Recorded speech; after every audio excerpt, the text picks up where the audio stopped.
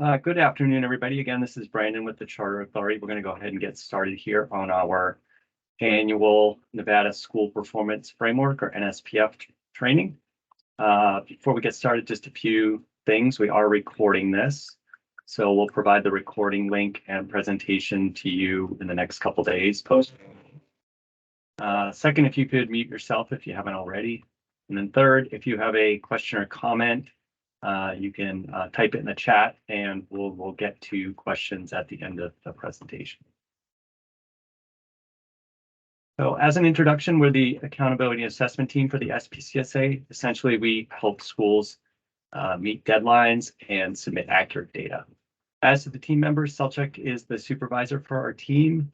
Brandon, that's me. I'm the coordinator for assessment accountability activities, and then Pat assists the team with these activities.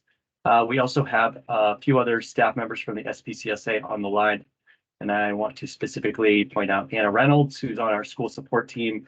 There are some school support slides in this presentation related to underperforming schools, so Anna is the point person on some of that as well.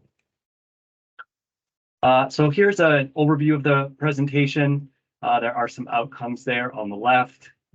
Basically, we want you to be able to understand the NSPF, read a report, understand how a school could be identified for low performance, and then where to find information if you need it. So though that all aligned with our agenda, we're going to go into some of the purpose and history of the NSPF.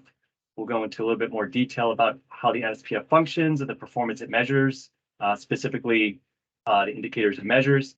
Then we're going to walk through an NSPF report, talk about identification exit rules for schools that are low performing, and then we will look to the future and provide some reasons. So we're going to start by outlining the purpose of the NSPF. First, the federal Every Student Succeeds Act, or ESSA, that requires all states to use an accountability system to annually rate all public schools within that state. And it's also ESSA also requires states to identify schools with low performance or low performing student groups using that rating system. So Nevada statute is generally aligned with those federal requirements, and it also sets out additional details. Beyond the statutory requirements, there are examples of how state accountability systems are a general best practice that serve many purposes. They set targets, incentivize action, deliver information, encourage schools to reflect, etc. As to the history of the NSPF, the Nevada Department of Education created the NSPF to fulfill requirements under federal law, and the current iteration of the NSPF was designed with significant diverse stakeholder input, which is still ongoing. And this has produced a system that NDE says reflects Nevada values. So at this point, we've discussed the purpose and history. Next, we're going to move to an overview of the NSPF and outline a few of its basic principles. So at the very highest level, each public school is issued an annual index score and corresponding star rating based on that school's performance on various measures over the prior school year. Ratings are published annually by the NDE around September 15 for the prior school year. And at the bottom, there are some tables here that outline the star rating score ranges for elementary, middle, and high school rating systems. So let's take a more detailed look at how a star rating is calculated. The NSPF is comprised of measures that are categorized under indicators. The measures and indicators are specific to each school level, but there is some overlap between those school levels, elementary, middle, and high. A school earns points in the NSPF based on their performance in the measures according to point tables, and then points earned for measures are totaled under the indicators, and those indicators are then summed to generate a final score worth a possible 100 points. That total score, also known as the NSPF index score, corresponds to a star rating from 1 to 5 based on those score tables that we showed you on the previous slide. In future slides, we're going to go into further detail on the indicators and measures by school level, but first we're going to outline a few more NSPF basics that are helpful for understanding the system. Continuing on earning points in a star rating, sometimes schools are missing measures in the system due to their grade configurations or the types of students they serve. When that happens, an adjusted score is calculated out of the total points possible. So as an example, if a school did not have any EL students for the WIDA measure, that's worth 10 points. The total for that school is calculated on 90 points instead of 100 because they don't have that measure worth 10 points. And there's some math there as an example. So to be rated, going into the second half of the slide here, elementary and middle schools must have a certain number of records in required measures. So that's 10 records in pooled proficiency and also 10 records in each of the 4 growth measures. For high schools, they need to have 10 records in math, 10 records in ELA proficiency, and 10 records in the 4-year graduation rates. So of note, some schools do not receive a rating because of their grade configuration. For example, perhaps a high school does not yet have 12th graders that graduate, and a high school needs a graduation rate in order to receive a rating. So there are those situations, but under ESSA, all schools are required to be rated. But the NDE typically labels those schools as not rated until they build out to a full grade configuration. So generally, NDE expects and the SPCSA expects schools to build out to a grade configuration where they can receive a rating. So as stated previously, indicators and measures in the NSPF are specific to the elementary, middle, and high school levels. So that means that a school or campus that is, for example, grades K through 8 receives 2 separate ratings, one for the elementary portion of the school, which is K5, and then another rating for the middle school portion, which is grades 6 to 8. So here's an example on the slide from K8 SPCSA school, Pinecrest St. Rose. This shows ratings from a recent NSPF where they received 2 ratings, where they received one for the elementary school and one for the middle school. Note that in conjunction with the NDE, about 5 or 6 years ago, the SPCSA standardized grade spans for elementary, middle, and high school ratings. So it's always K5 is elementary, 6-8 is middle, and 9-12 is high school. Another important note is that NSPF data are validated and or submitted throughout the year by SPCSA schools. For example, schools validate assessment data as well as graduation rate data, and they submit files with chronic absenteeism and college career readiness data. Additionally, the NDE provides preliminary NSPF data for review every year before the star ratings are officially published. So essentially the point we're trying to make here is that districts and charter schools have many opportunities to validate data and correct issues before final ratings are issued. Another important item is that not every student is counted in a school's star rating. Federal law, again, ESSA, states that students cannot be counted in a school's rating if they have not attended that school for at least half of the school year. So this rule ensures that only students with sufficient instructional time at a school are counted toward that school's rating.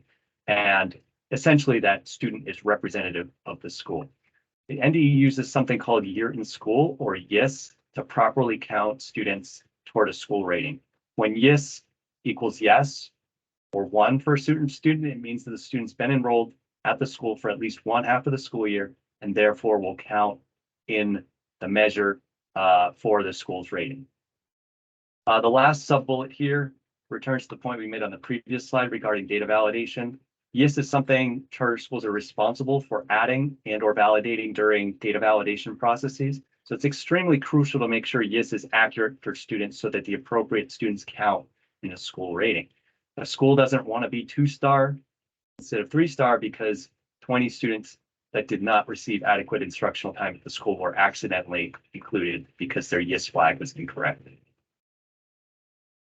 An additional important item is the NSPF helps identify and support underperforming schools, including low-performing schools or comprehensive support and improvement, CSI, schools with very low performing student groups, that's additional targeted support and improvement, or ATSI, and then schools with consistently underperforming student groups, TSI, targeted support and improvement. If a school falls into one of these categories, they need to address the underlying issues in a written plan. In a later section of the presentation, we're going to go into a little bit more detail about the criteria that gets a school into one of these designations and the criteria that gets a school out or exit.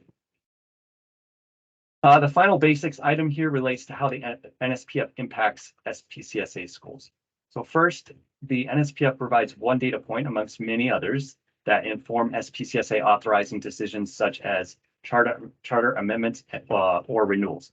Poor academic performance and or an NSPF rating below 3 stars for SPCSA school may be of higher consequence than that for a local district school. The most severe consequences may include permissive or mandatory termination. Permissive termination can occur for high schools that have a graduation rate under 60% for the immediately preceding school year. Elementary and middle schools that are in the lowest 5% statewide in regard to NSPF score for the immediately preceding school year. And elementary, middle, and high schools that receive a 1 or 2 star rating in each of the last 3 ratings. Mandatory termination occurs when a school has 3 1-star ratings in any 5-year period. And aside from termination, poor academic performance may result in an SPCSA notice of concern, or in more egregious cases, a notice of breach. And in those cases, the school is responsible for correcting unsatisfactory performance. And those notices may require additional communication, monitoring, reporting, etc., and or that the school develop a corrective action plan. Notices can also be issued if there's poor financial and or organizational performance, but those are beyond the scope of this presentation. Now that we've provided a high-level overview of the NSPF and some of its basic principles, we're now going to go into a discussion of the individual measures and indicators that make up the NSPF. So here are the NSPF measures and indicators along with their possible point totals by level, so elementary, middle, and high. With this side-by-side comparison, you can see that there's some overlap between all 3 levels, but there are also measures and indicators specific to certain levels. For example, all 3 contain the chronic absenteeism measure toward the bottom, but only the high school system has graduation rates. So during this section of the presentation, we're going to move through measures and indicators one by one, relatively quickly by level, and we're going to discuss how each are calculated. And with that information, we hope that you'll better understand how your rating is calculated. First, we're going to start with elementary school NSPF indicators and measures. So under the academic achievement indicator worth up to 25 points, there are 2 measures, the pooled proficiency measure worth 20 and the read by grade 3 measure worth 5. The pooled proficiency measure is calculated from state assessments in ELA and math, as well as science. So that's 3rd through 5th grade in ELA and math, and science 5th grade. And importantly, results from all 3 subject areas are pooled together. So math, as an example, math is not calculated separately from ELA proficiency. Essentially, the calculation sums together the number proficient in math, ELA, and science, and it divides it by the number assessed. And there's a rate that is calculated, which is tied to a point total using the point table for this measure. We provided all the point tables in an appendix to this presentation for your reference. The data sources for this measure are the Smarter Balanced or SBAC assessment and the NAA or NA assessment results files. One additional note here is that assessment participation below 95% in math or ELA may lead to point deductions in this indicator. Federal law requires 95% or greater participation in state assessments in ELA and math, so the NDE has put this disincentive in place.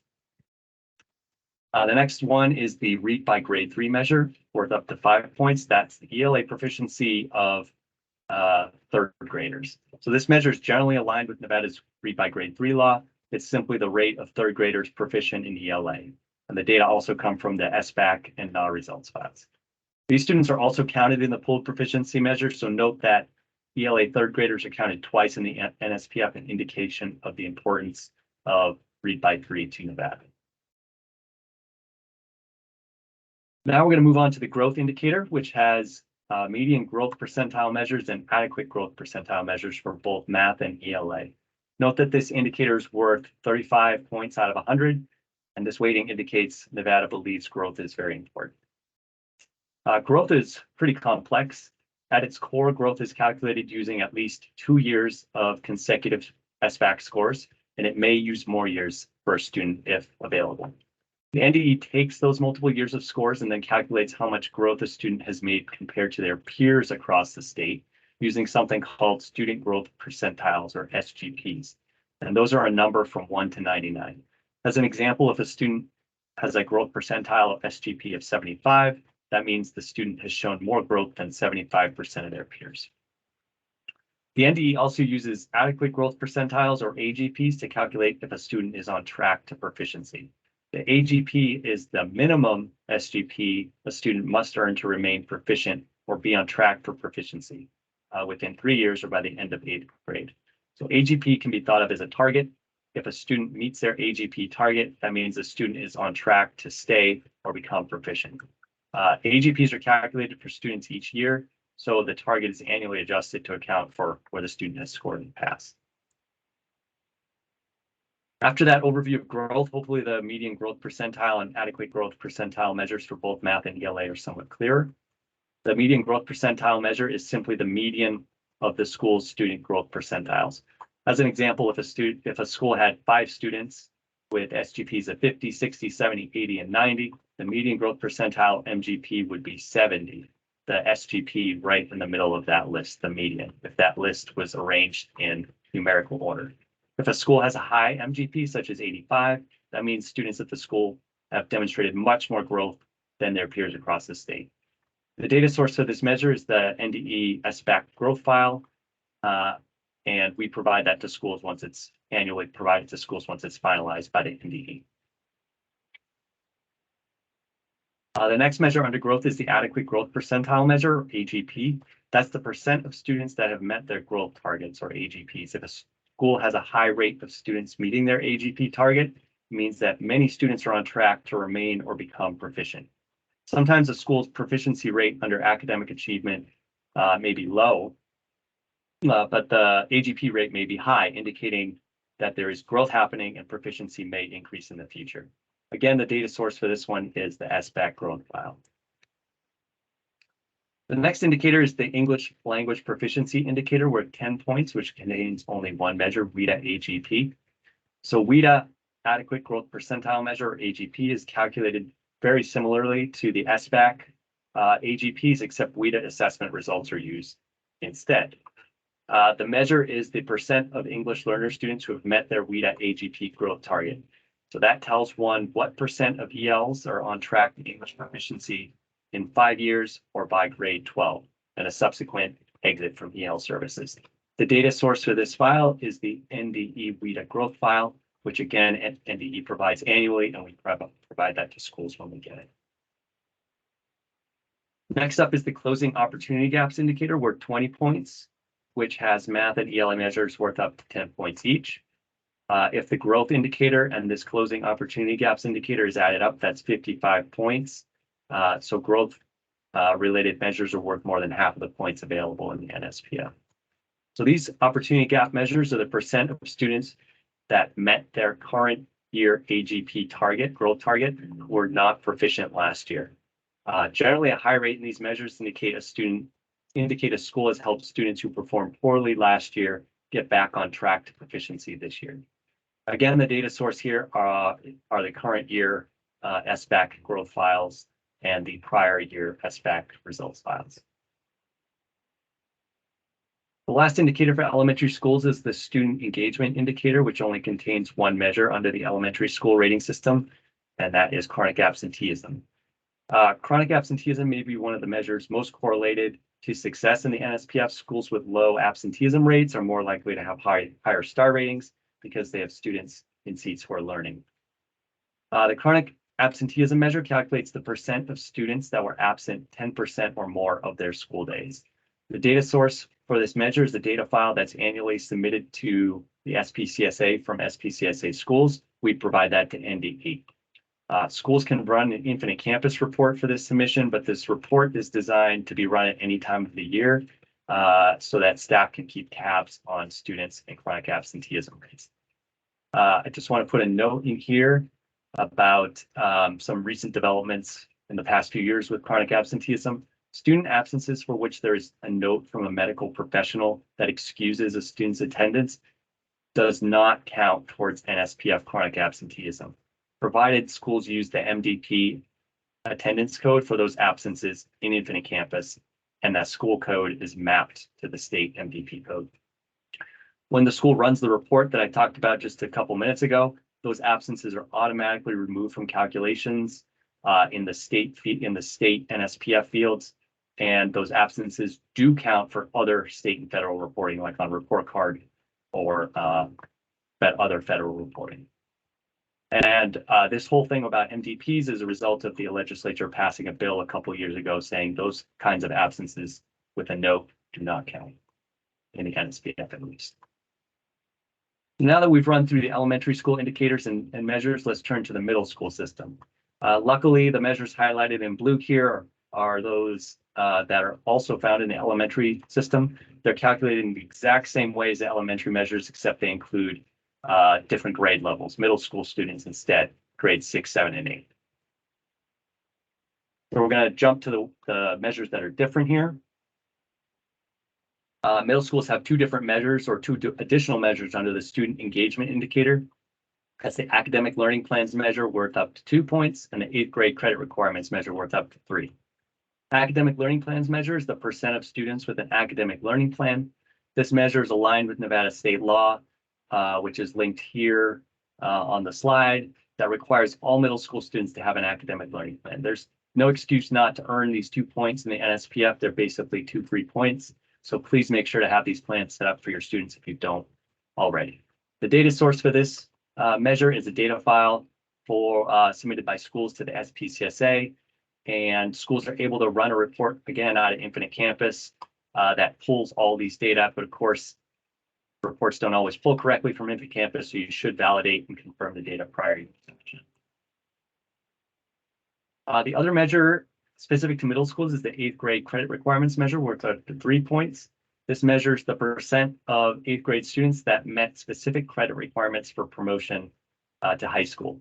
This measure is aligned with Nevada regulations, which are linked here, that state a student must earn with a passing grade a certain number of credits in English, math, science, and social studies during their 7th and 8th grade years. The data source for this measure is a file submitted again by schools to the SPCSA, the Adam 03 file. Schools again are able to run a report out of Infinite Campus that meets the requirements. Moving to the high school system, the high school NSPF only has 2 items calculated like the elementary and middle school system, the English proficiency indicator and chronic absenteeism measure. So we're not going to go over that again, but the remaining measures will be discussed one by one on the next few slides. Under the high school academic achievement indicator, proficiency measures are calculated for each subject area separately, which is in contrast to the elementary and middle school proficiency measures where math, ELA, and science are pooled together to calculate one pooled rate. So for high schools, again, they're separate. The math and ELA measures use 11th grade results, at least in the past, from the ACT and the NA assessment, the Nevada Alternate Assessment, and it's simply the rate of students that are proficient in these content areas. A few important notes here. The first is that in the past, again, only ACT test scores from the state test dates are counted in the NSPF. Results from other ACT dates, like a Saturday test date, do not count in the NSPF. Second, similar to the assessment participation rule in elementary and middle school NSPF, low school or student group participation in the assessments, less than 95%, may lead to a point deduction in the indicator. And then third, participation in the CCR assessment, college and career readiness assessment, which has been in the past ACT and NA. ACT and NA is separate, but participation in those assessments is a graduation requirement, but it's up to schools to track this. NDE does load ACT scores to Infinite Campus, so schools should be able to see if students that transferred to the school participated previously and therefore meet graduation requirements. The high school science measure is somewhat complicated because schools may choose to give the high school science assessment in the 9th or 10th grade. So as such, the measure uses prior and current year high school science results to find a proficiency rate. Essentially, it's the number of 9th grade proficient from the prior year, the number of 10th grade proficient from the current year, and the number of 11th grade proficient in NA science from the current year. The data files here are the science files.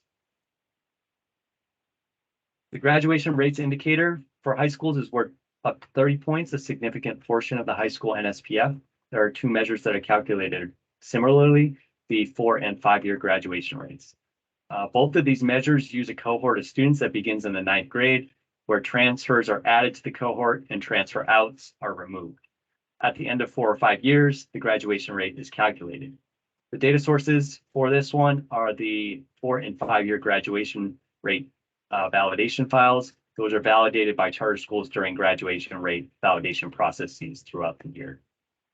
Of note, because graduation rates cannot be finalized until after the September NSPF release, because schools have until October 1 to graduate students for the prior year, graduation rates must be lagged 1 year in the NSPF, and there's an example there on the slide. Next, we move to the College and Career Readiness, or CCR indicator, which is worth up to 25 points for high schools. The first two measures under this indicator, which are related to CCR, or College and Career Readiness, participation and completion, are worth up to 10 points each. Essentially, these measures separately calculate the percent of 12th graders who were participants and completers in various post-secondary preparation programs during their high school career, which include advanced placement, or AP, international baccalaureate, or IB, career and technical education, or CTE, and dual credit, or dual enrollment. So the data source for these measures is a file that, again, is provided by charter schools to the SPCSA, who provide it to the NDE. We're not going to go into detail here regarding the definitions of participant and completer for each of the programs, but they're listed here. And please note that a student, if a student is a participant, in most cases, if a student is a completer, in most cases, they are also a participant. The other measure under the College and Career Readiness Indicator is the Advanced, or CCR Diploma measure, which is worth up to 5 points. The measure is the percent of students that received either an advanced or CCR diploma. These data come from the 4-year graduation rate data file, again, which is validated by charter schools during the graduation rate validation process. Because this measure is tied to graduation rates and the graduation rate data file, the data are again lagged 1 year, similar to the measures under the graduation rates indicator. The last high school measure is the 9th grade credit sufficiency measure, which is worth up to 5 points. This measures the percent of 9th grade students who have earned 5 or more credits by the end of their 9th grade year. This rule is tied to Nevada regulations, or NAC, that is linked here, that specify a 9th grade student must earn 5 credits for promotion to the 10th grade. The data source is again a file provided by charter schools to the SPCSA.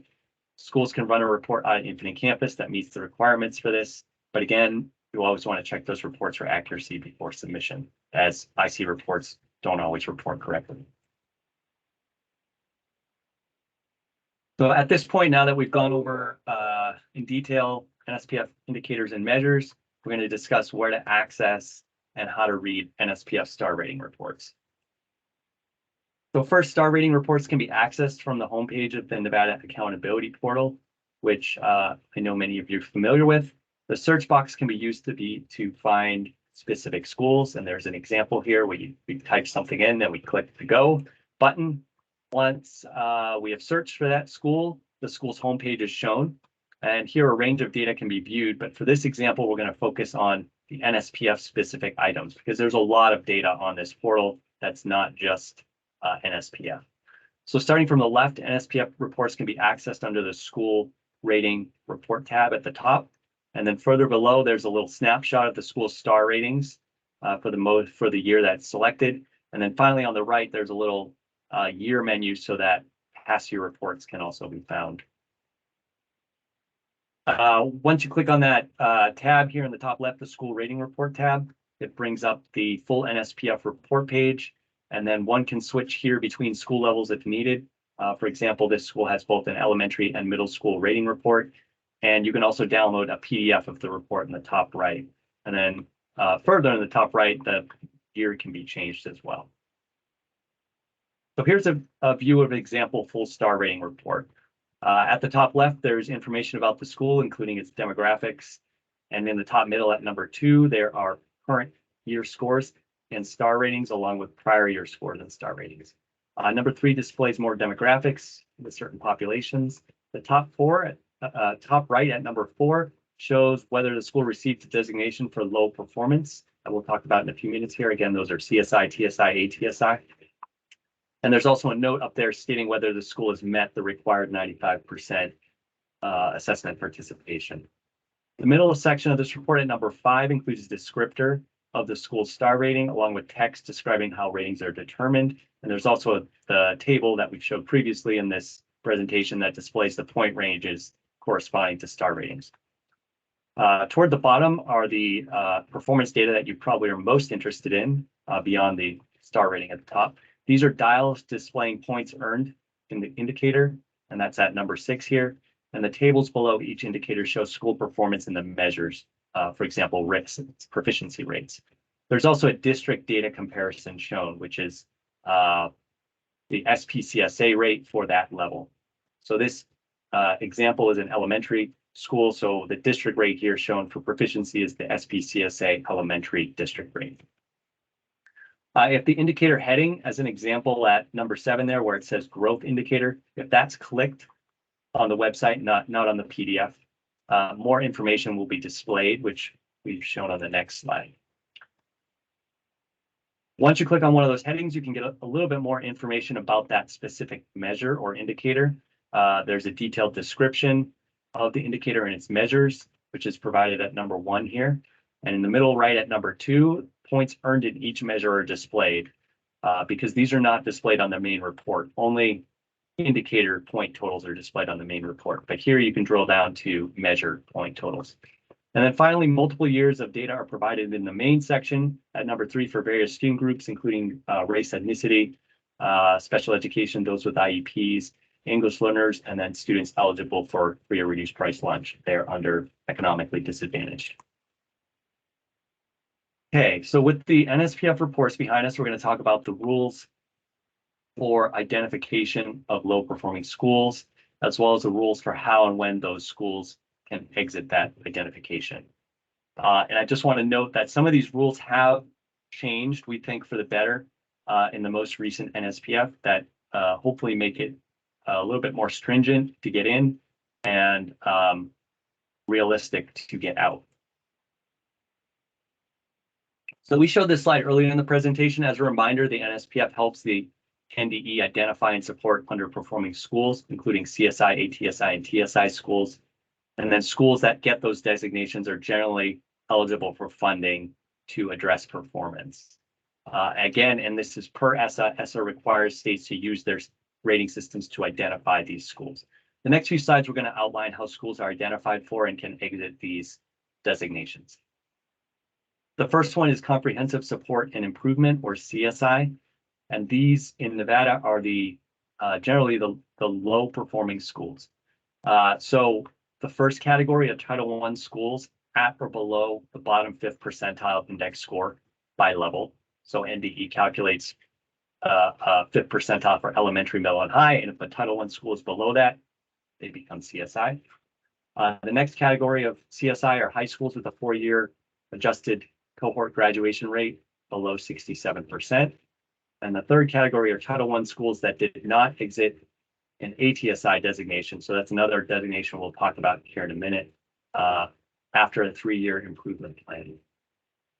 So when a school is designated as CSI, they must work with the LEA to implement a plan. And a CSI designation lasts 3 years. There's an example timeline here on the slide. At the end of the 3-year designation, the school is evaluated for exit. And these are some of the criteria that were revised this year and are generally cleaner and more realistic than what they have been in the past. So to exit CSI, a school must not meet any CSI entrance criteria that's listed in the top bullets there. And if a school was identified, is a Title I school that was identified under the bottom 5th percentile, or it was a school that had not exited ATSI, so beyond not meeting any CSI criteria, those schools must also have an NSPF score in the most recent NSPF that's 10 or more points above the year in which they were identified as CSI. Schools that do not exit CSI after those 3 years are subject to more rigorous state interventions, or MRI, which is outlined a bit more on the next slide. So per ESSA, schools that do not exit CSI after a 3-year designation are subject to, quote, more rigorous state determined action, end quote. or which is also known as more rigorous intervention, or MRI, in Nevada. So NDE has not yet released detailed information about what this might mean, because they are potentially moving schools into this designation. We are still unsure. More information will be forthcoming regarding the requirements for MRI schools, as well as how it's all going to work. We are not clear yet on whether it's going to be a separate designation or still within CSI, but we should have more information in the near future, hopefully. Moving to the next category of underperformance. These are ATSI, additional targeted support and improvement schools. These are schools with very low performing student groups. So the way this one works, which was again revised this year to be in line with ESSA. Previously, the way ATSI identifications were determined was not in line with ESSA, and now NDE has moved it in line with ESSA, which we think is a good idea, and it should identify less schools and be more meaningful because it identifies the schools with the lowest performance in student groups. But essentially, NDE is calculating an NSPF score for each student group at each school. They are awarding points for measures where the group size is greater than or equal to 25. So that's a little bit different from the NSPF, where generally it's 10 students are required to get points in a measure. And they follow the same rating rules for the general NSPF. For example, if they're looking at the FRL group at a school, the FRL group needs to have 25 records in food proficiency and 25 records in each of the 4 growth measures to be included or to get points in those measures. So if one or more student groups have an NSPF score at or below the bottom 5th percentile, an NSPF score that was used in the CSI calculations where that cut is determined, the 5th percentile cut, if they're below that, the school is designated ATSI. So upon designation, a school must work with the LEA to implement a plan similar to CSI, and then an ATSI designation lasts 3 years, again, similar to CSI. But in this case, during the designation period, if a school meets a higher priority criteria, in this case CSI, they're going to be redesignated as CSI since that's higher priority. At the end of 3 years, the school is evaluated for exit, and to exit ATSI, a school's student groups must have a current year NSPF score that's above that bottom 5th percentile cut score for either their designation year or the current year, whichever is higher. If a school, there are a couple situations where what happens when a school does not exit. If the school is a Title I school and does not exit, they're redesignated as CSI, because you might remember that was one of the CSI categories, ATSI schools that did not exit ATSI designation after 3 years. If a non-Title I school does not exit ATSI, they remain ATSI, and they will be evaluated annually for exit.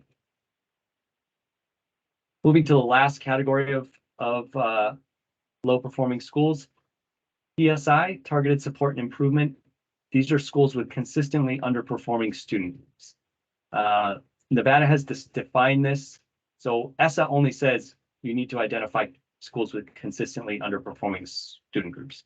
Nevada has defined consistently underperforming student groups as student groups that are greater than or equal to 25 students that are at or below the statewide 15th percentile 2 years in a row within measures in the academic achievement indicator and two or more remaining indicators. The way that TSI works is a little bit different, or at least the way measures and indicators are categorized. It's a little bit different than the NSPF, and we show the hierarchies here on the slide. Again, this was revised a little bit from prior TSI identification criteria. Some of the measures were reorganized to make more sense. For example, opportunity gaps were moved into the growth indicator. And then additionally, instead of using measures of interim progress as targets, it was decided to use the statewide 15th percentile for each year. One other thing that I forgot to note on this slide is that it now has to be the same student group that triggers consistent underperformance in the measures. Before, it could be FRL in one measure and IEP in another, and Hispanic Latino in another, and that could potentially make a school TSI. Now it has to be all the same student group. So upon TSI designation, a school must work with the LEA to implement a plan. And unlike CSI and ATSI, there's not a 3-year designation period because it's written a little bit differently under ESSA. And the NDE calculates TSI identifications annually. So again, unlike CSI and ATSI, TSI exit criteria are established by the district. Generally, in this case, if the school does not meet TSI criteria in the next round of NDE identifications, they're exited. So moving on to a few more slides here, looking to the future, NSPF star ratings. Sorry, it looks like I have an extra slide in here. So coming back to the agenda, we're going to look to the future and then provide some of the resources. Looking to the future, NSPF star ratings were suspended for the 2019-20 and 2021 school years, as I'm sure you all know, or many of you know, or it affected you, due to various accountability waivers from the U.S. Department of Education. And then last year, only NSPF scores, but not corresponding star ratings were released for the 21-22 school year. The 22-23 NSPF ratings were calculated by the NDE as outlined in the presentation, along with the school identifications. And then future years were going to be calculated like that as well. On this slide, we provided more resources if you'd like more information on the NSPF. The first bullet has a link to the NDE NSPF manual. It is for the 21-22 school year because they have not yet posted the newest version, but that should be available on the Nevada Accountability Portal in the next few days. And then second is a link to NDE's Nevada Accountability Portal, where you can find star rating reports and additional resources such as quick fact documents on different portions of the NSPF. So as we move toward the end here, I'm just going to quickly revisit the intended outcomes. We hope that we've enhanced your knowledge of the NSPF star ratings, including its purpose and the performance it measures. Hopefully now you know how to read and interpret an NSPF report and also how schools are identified into and exit out of low performance designations. And then finally, you now know where to find additional information on the NSPF if needed. That brings us to the end of our presentation. We hope you found the training to be helpful and useful for future reference. Thank you for attending. Our contact information is shown here if there are any additional questions. And as I mentioned previously, there is an appendix with all the point tables for these measures. I'm going to turn off the recording now and happy to take any questions after that.